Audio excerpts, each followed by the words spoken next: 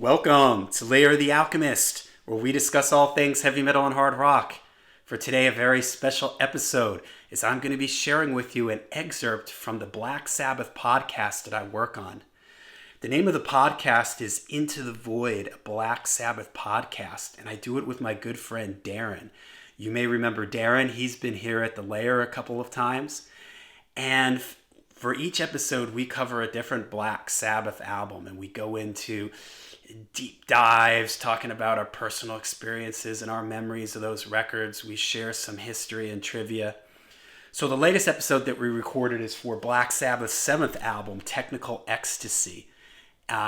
This is an album that sometimes gets overlooked in the early original Ozzy years of the band, but it's an album that both Darren and I are very passionate about, that we really, really like. So we thought it would be fun. Normally we record our podcast using Zoom, just like I record all my stuff here at the Layer of the Alchemist. And we thought it would be fun to give everybody a little sneak peek of the podcast. So what you're going to get here is just a little excerpt.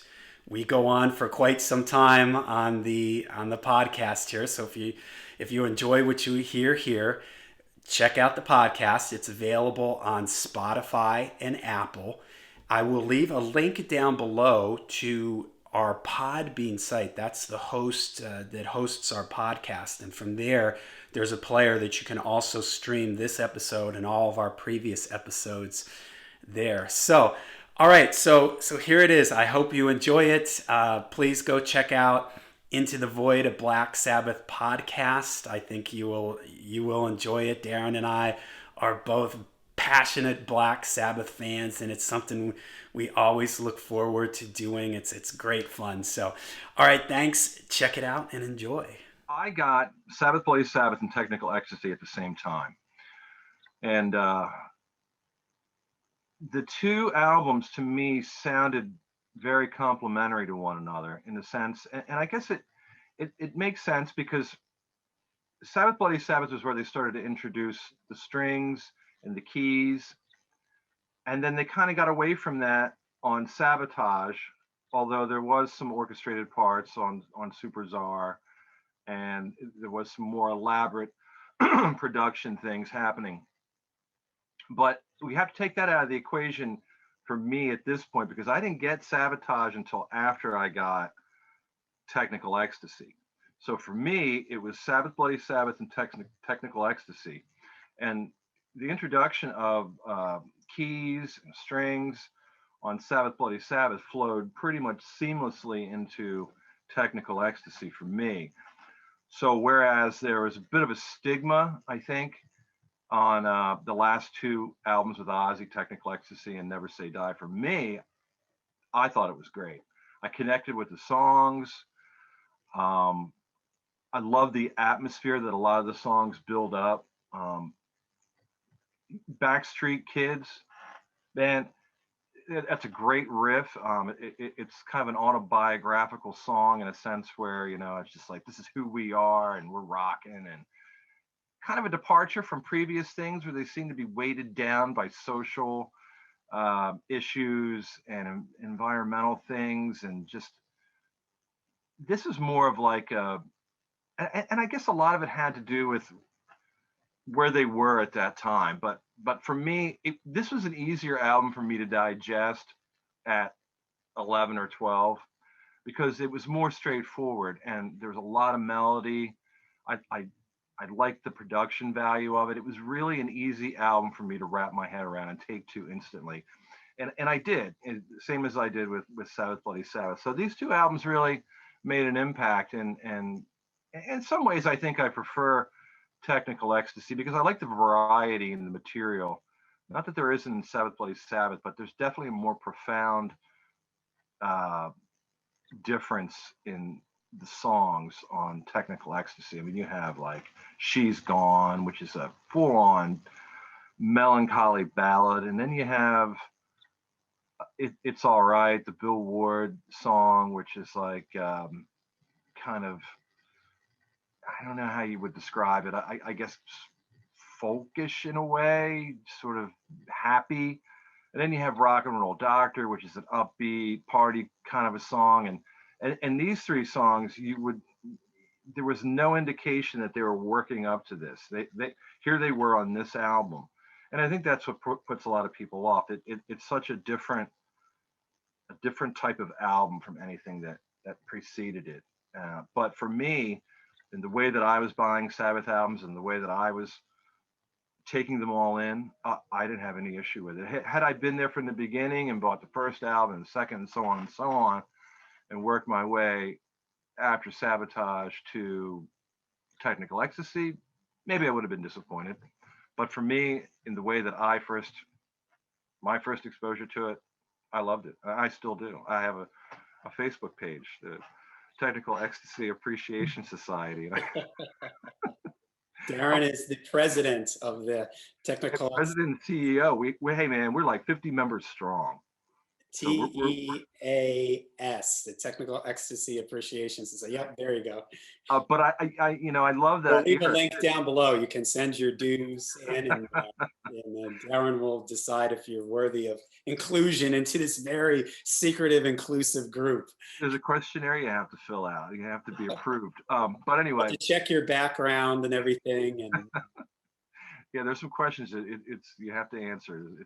It's not easy to get into. But anyway, that era itself is also really cool. And one of the things that I think that resonated for me as a kid was, and I've talked about this before, and with Black Sabbath, the music, the imagery that it conjures up was always like, 70s, late 60s, early 70s horror. And there's a lot of that, in spite of the fact that you wouldn't get that impression from the album cover, which seemed very modern. But there is a lot of atmosphere and a kind of a cinematic aspect to some of these songs, like Gypsy in particular, that was really reminiscent or reminded me a lot of like the Hammer films. And what's interesting is their stage set. I don't want to like get into everything at one time, but their stage set had kind of like a castle motif where it had a chandelier that came down with like wood carvings, and then there was a background that had like a wood. It looked like the inside of a castle. So apparently someone else must have been on the same wavelength, because that was what their stage show was this gothic looking castle, this Hammer horror setting.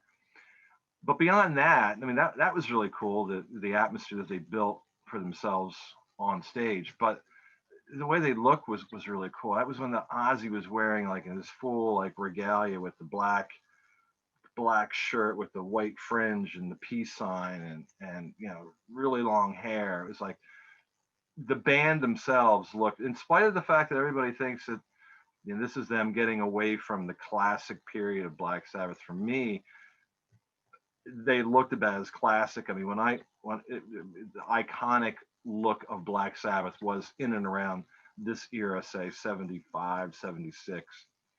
So that's another thing I like about it. It's definitely an album, a time period that I really connect with.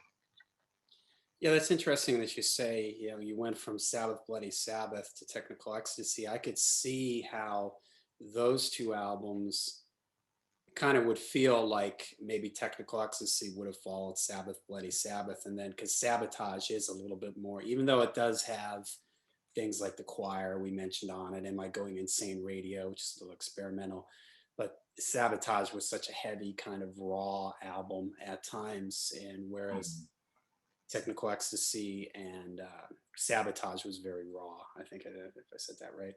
And Sabbath, Bloody Sabbath and Technical Ecstasy have a little bit more going on with the strings and the keyboards and stuff like that. But at this point, I had all the previous Sabbath albums. So the only thing left I had to get was Technical Ecstasy and Never Say Die. And I have a distinct memory that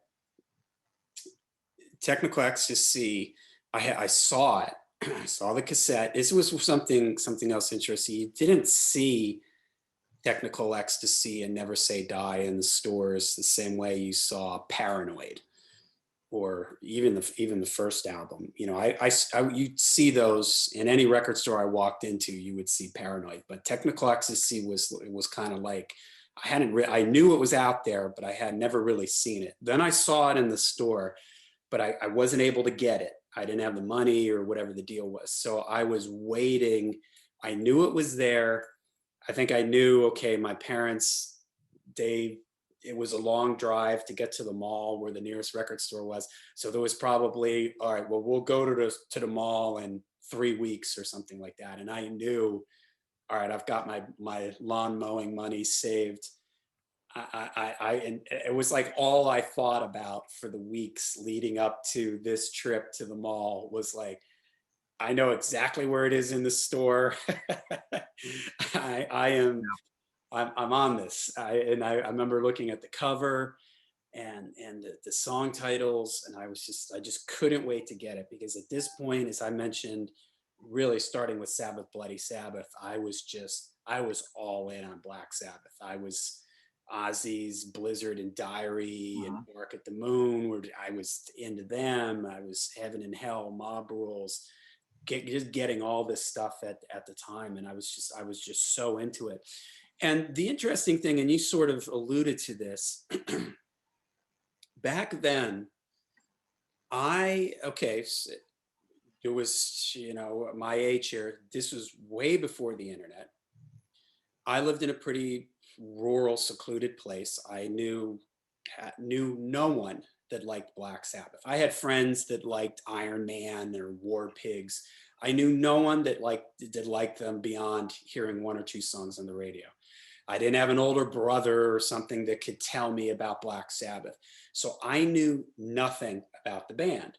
So I took everything at its face value, how I interpreted it. There was nobody telling me, "Oh yeah, Technical Ecstasy and Never Say Die. Those are not the good albums from the Ozzy era."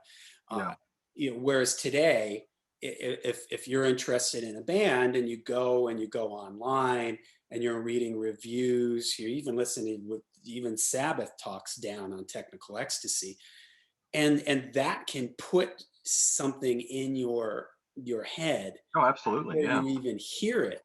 And as a young kid, I had nothing. I had no preconceived notions. I wasn't expecting, I Mhm. didn't know what to expect going into it. So I went into it and went with a completely open mind. And when I heard it, it sounds silly, but at that age, I mean, I think as time went on, I was able to separate these albums a little bit better in my head. But the 12-year-old me, I like Technical Ecstasy as much as everything that had come before it. They were all on equal footing with me. I Yeah. love them all. Uh, and it wasn't until I got on the internet years later where I started reading and people sort of like not caring for that album as much Yeah. as the other ones that I started to realize, wow, okay. And maybe I was conscious that Paranoid, you heard War Pigs and Iron Man and Fairies Wear Boots on the radio, and uh, but to me it was another Sabbath album, and it was another Sabbath album that I really love. All right, so there you go. A little short taste, a little small excerpt from our Into the Void of Black Sabbath podcast. Hopefully that sparked your interest and your curiosity. So check out the link down below. Look for the podcast on Spotify, Apple, Into the Void of Black Sabbath podcast. We usually put out about an episode a month, sometimes a little bit more. So check it out. Hope you enjoyed it. And we'll see you again soon here at The Lair.